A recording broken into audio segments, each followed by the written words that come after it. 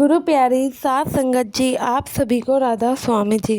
साध संगत जी, सभी संगत के मन में ये आता है और कई बार संगत ने हमेशा देखा भी है, जो लोग ज़्यादा सत्संग जाते हैं, पाठ पूजा करते हैं, उन्हीं के साथ क्यों अक्सर बुरा होता है। वो तो इतना मतलब कि अच्छे से सत्संग जाते हैं, बाबा जी की बात मानते हैं, फिर भी उनके साथ ही क्यों क्यों ऐसा होता है। अक्सर आपने भी देखा होगा, जो लोग मंदिर नहीं जाते हैं, पाठ पूजा नहीं करते हैं, उनके साथ तो सब अच्छा ही अच्छा होता है, लेकिन जो लोग सत्संगी ही होते हैं, उनके घर में ही दुख परेशानियां और चारों दिशाओं से ही परेशानियां बरसते हैं। और ऐसी सिचुएशन देखने के बाद फिर उनका भी विश्वास सदगुरु के ऊपर से, ईश्वर पर से, उनकी आस्था पर से उठ जाता है, क्योंकि उनके मन में तो यही गलत धारणा आ जाती है ना कि जो कि भगवान की पाठ पूजा करते हैं हमेशा ही उनके साथ ही बुरा होता है, तो क्या फ़ायदा पाठ पूजा या सत्संग करने का। ऐसे ही एक अंकल थे जिनका नाम राघव था।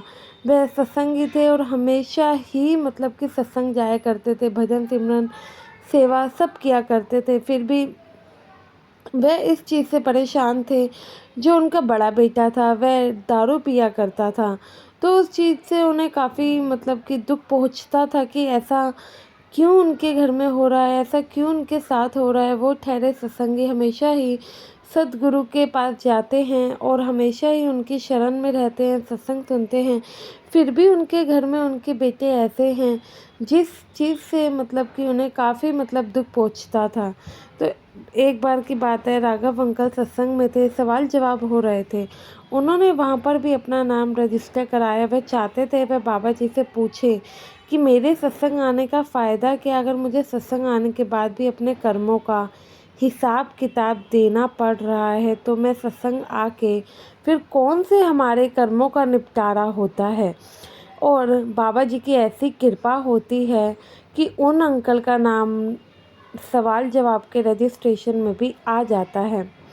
जब अंकल को बाबा जी से सवाल जवाब करने का मौका मिलता है, तो वह यही सवाल करते हैं कि बाबा जी, सत्संग आने के बाद भी अगर मुझे अपने कर्मों का भुगतान खुद ही करना है, तो क्या फ़ायदा मेरे सत्संग आने का। सत्संग आने के बाद भी मेरे जीवन में दुख है, कष्ट है, बल्कि जो लोग सत्संगी नहीं हैं मैं उन्हें देखता हूँ वह काफ़ी खुश रहते हैं। तो बताइए, इससे अच्छा फिर मेरा ना सत्संगी होना ही बेहतर है। तो फिर बाबा जी इसका मतलब कि जो कि उत्तर है, बड़े ही प्यार से देते हैं और उदाहरण देते हुए समझाते हैं कि बेटा, अगर एक ईंट को छत के ऊपर से फेंका जाए और नीचे कोई इंसान खड़ा हो, तो बताओ उसको चोट लगेगी या नहीं। तो वह मतलब कि जो कि राघव जी थे, वह अंकल कहते हैं, बाबा जी ये कैसा सवाल है। ओबियसली अगर मतलब ज़रूरी अगर ऐसा ईंट फेंकेंगे तो उस बंदे को चोट पहुंचेगी और काफ़ी मतलब कि उसका जो कि स्वास्थ्य का नुकसान भी होगा। तो फिर बाबा जी पूछते हैं कि बेटा, अगर उस ईंट की जगह उस ईंट का जितना वज़न है उतना एक रुई का मतलब गट्ठा वो ऊपर से फेंका जाए एक इंसान के ऊपर, तो उस इंसान को चोट लगेगी या नहीं। तो वे राघव अंकल कहते हैं कि नहीं बाबा जी, उससे भला किसको चोट लगेगी। तो फिर बाबा जी कहते हैं, ऐसे ही हमारे कर्म होते हैं। सत्संग आने पे जो आपके कर्म है, जो ईंट आपके ऊपर गिरनी थी वह रुई में तब्दील हो जाती है।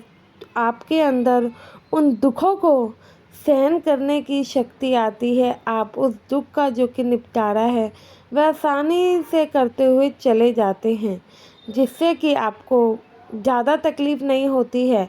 अगर वह ईंट एक व्यक्ति के ऊपर गिरेगी, उसमें आपको भी पता है कि कितनी तकलीफ़ होगी, और वहीं वो रुई का गट्ठा गिरा है, उसमें उस इंसान को कितनी तकलीफ़ होगी। आप दोनों में डिफरेंट देख सकते हैं। तो सत्संग आने से इस प्रकार हमारे जो कि कर्म हैं वह एक रुई की तरह नाजुक बन जाते हैं, जिसका हम सामना आसानी से कर पाते हैं। लेकिन हर कोई इस चीज़ को समझने में सक्षम नहीं है। वह तो यही सोचता है कि उसके जीवन में दुख है, वह ये नहीं सोचता कि सत्संग जा रहे हैं तो इसलिए हमारे जीवन में इतना दुख है, अगर नहीं जाते तो ना जाने कितना दुख होते। जो लोग गलत करते हैं आज उनके जीवन में दुख नहीं है, तो तो ज़रूरी थोड़ी है हर समय एक जैसा हो। कर्मों का भुगतान तो हर कोई करेगा। ऊपर वाला हमारे कर्म देखता है, कभी भी वह हमारा धर्म या कुछ नहीं देखेगा, बस कर्म देखेगा, नेकी देखेगा। आपने एक इंसान के लिए कितने नेकी से काम किया है, या आपके मन में सामने वाले इंसान के लिए क्या भावना है, यही सब तो ईश्वर देखते हैं। अगर आपके कर्म पावन है तो कोई भी आपका कुछ नहीं बिगाड़ सकता है। तो साथ संगत जी, कभी भी ये मत सोचो कि सत्संग जाने के बावजूद आप सभी को इतने कष्ट क्यों हैं, और हमेशा ही बाबा जी के दिखाए रास्ते पर उनकी बातों को हमेशा ही मानिए। इससे आपके जीवन में सुख और शांति ज़रूर आएगी। अच्छे कर्म करेंगे तो कभी भी कोई भी मुसीबत आके हमेशा आपके पास नहीं रह जाएगी। बाबा जी हमेशा ही उसका निपटारा करने के लिए आपके साथ खड़े रहेंगे। आशा है वीडियो अच्छी लगी होगी। वीडियो अच्छी लगी हो तो लाइक और चैनल को सब्सक्राइब करना ना भूलें जी। गुरु प्यारी साथ संगत जी, आप सभी को राधा स्वामी जी।